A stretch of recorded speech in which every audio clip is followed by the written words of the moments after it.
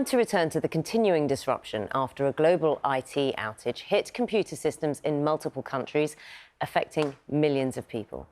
We saw thousands of flights cancelled. Banking and healthcare organisations were affected, including the NHS, and some television channels were taken off air. Question is, how did it all begin? Well, the problems were first reported at shops and banks in Australia, and then in the United States, several airlines grounded flights as the impact of the technical failure made itself felt. And soon there were delays and big queues at airports in the UK and elsewhere across the world. And you can see just some of the places affected.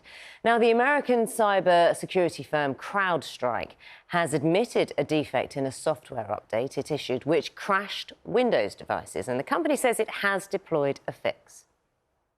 As you might imagine, we've been on, with our customers all night and working with them. Many of the customers are rebooting the system, and it's coming up, and it'll be operational because of, we fixed it on our end. And some of the systems that aren't recovering, we're working with them. So it could be some time for some systems that just automatically won't recover. But it is, it is our mission, is why we're here, to make sure that every customer is fully recovered, and we're not going to relent until we get every customer back to where they were, and we continue to protect them and keep the bad guys out of their systems. In the studio now, technology expert Tom Cheesewright. Tom, morning to you. We spoke to you yesterday morning while this was all unfolding. Just listening to the words of the man at the centre of all this, they're not going to stop relenting until it's all done. As we speak now, what is it, 7:32 on Saturday morning? What's the landscape like? Oh, there's still a lot of work to do, no doubt, and there's only so much that they can do.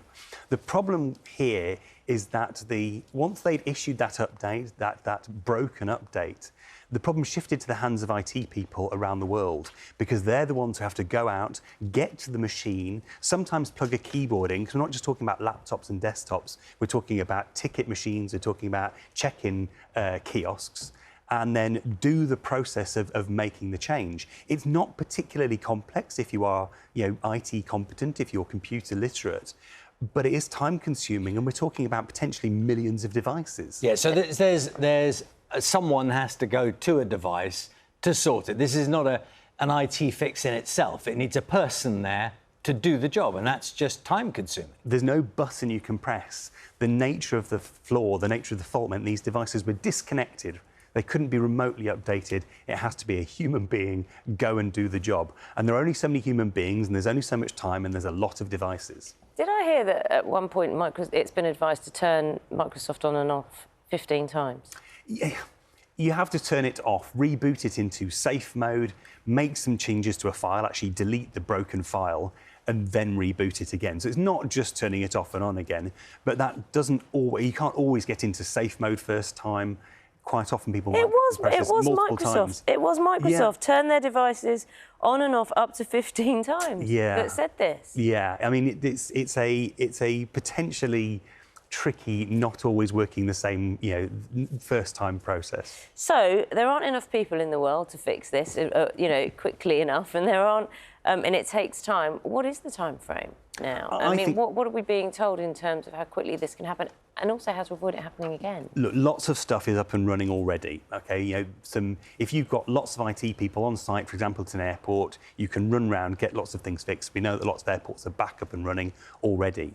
It's more things where devices are distributed, small train stations, bus stations, information signs, etc. I suspect that's probably going to take a chunk of the rest of the week to get everything back up and running again. But the bulk of stuff, I suspect, will be done by the end of this weekend. Tom, this is your world, technology, isn't it? To what extent are people scratching their heads now? We talk, don't we? Governments talk a lot about security. And security can mean lots of things. It can mean planes and warships. It can also mean cyber security. How much head scratching now is there that one company, one software update, and the world, large parts of infrastructure can grind to a halt? What's the thought process around what we've learned from this? So it starts with the nature of cybersecurity. It's always a competitive environment. We're always trying to protect our devices against threats. Threats are changing. We have to update our devices constantly. That update, we know, creates a challenge, creates a risk. when you do that update, things can go wrong. So there's lots of focus on the companies who we're trusting to do those updates. How do they have the right processes in place? Are they testing these things enough? Can we be sure that when this update comes out, it's going to work? But then also inside companies, we're talking about thousands of companies who trust Crowdstrike, for example. They're now looking at this provider and saying, actually, can we trust what comes out of them? Do we have to test it ourselves before we then roll it out to our devices? And I'm sure there'll be bits of government, bits of critical infrastructure, and companies like banks and travel companies who are saying, actually, we need to add an extra step in this process to ensure that when an update comes from a third party, we have to test it ourselves before we roll it out. Is that plausible?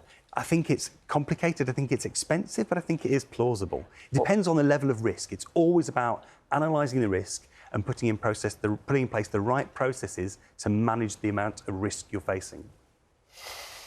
Very interesting, Tom. Did all your devices work?